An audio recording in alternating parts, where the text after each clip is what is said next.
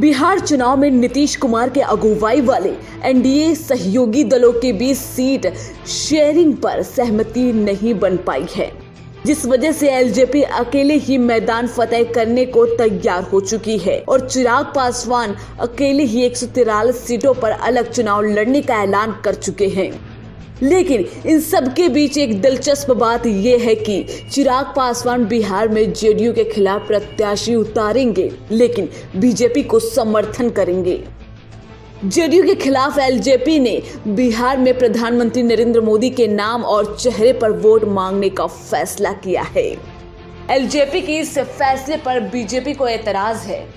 ऐसा लग रहा है कि एनडीए से अलग होने के बाद चिराग बिहार के सियासी रण में नरेंद्र मोदी के नाम को कैश कराना चाहते हैं। लोजपा 2000 में अस्तित्व में आई थी। इसके 5 साल बाद फरवरी 2005 में वो पहली बार बिहार विधानसभा चुनाव में मैदान में उतरी थी। इस चुनाव में लोजपा का स्पष्ट रूप से तो किसी दल से गठबंधन नहीं हुआ था, पर कांग्रेस के साथ तालमेल जरूर हुआ था। दोनों ने कई सीटों पर एक दूसरे के खिलाफ प्रत्याशी नहीं उतारे थे।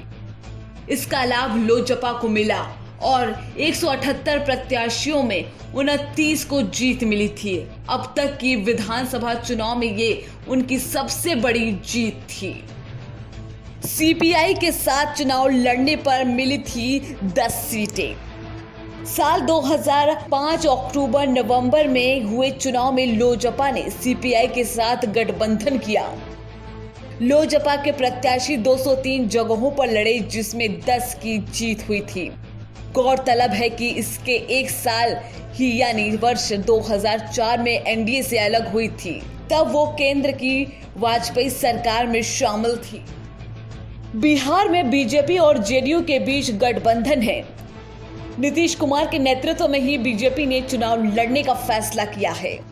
इस बात को अमित शाह से लेकर जेपी नड्डा और भूपेंद्र सिंह यादव साफ तौर पर कह चुके हैं। ऐसे में एलजेपी ने जिस तरह से जेडीयू के खिलाफ चुनावी ताल ठोक रही है और पीएम मोदी के नाम के सहारे उतरने का चुनावी मैदान में फैसला किया है, यह असमंजस की स्थिति पैदा कर रही है। बीजेपी और जेडीयू के साथ मिलकर लड़ा चुनाव।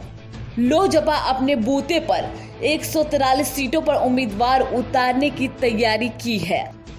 लोजपा ने ये साफ किया है कि जहां बीजेपी के उम्मीदवार होंगे वहां अपना प्रत्याशी खड़ा नहीं करेंगी। अगर ऐसा हुआ तो इसका साफ मतलब होगा कि लोजपा और बीजेपी की आपसी सहमति बन गई है। ऐसे में जेडीयू निशाने पर होगा और दूसरी ओर बीजेपी को जेडीयू और लोजपा दोनों का लाभ मिलेगा। कब कितने प्रतिशत वोट मिले? 2005 फरवरी 178 12.62% वोट। 2005 अक्टूबर 203 11.10% वोट।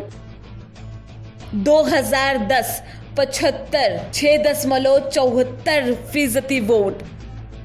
2015 42 4.80% वोट। राजनीतिक के मौसम में विज्ञान की विरासत। चिराग पासवान ने एनडीए छोड़ने जैसे मुश्किल फैसले ऐसे वक्त में लिया जब उनके पिता रामविलास पासवान अस्पताल में हैं।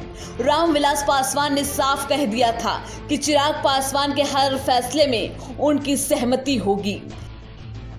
चिराग पासवान को भी तेजस्वी यादव की ही तरह विरासत में राजनीतिक मिली है और दोनों ही राजनीति मजबूती में करते हैं, क्योंकि दोनों का ही सपने राजनीतिक से अलग रहे हैं।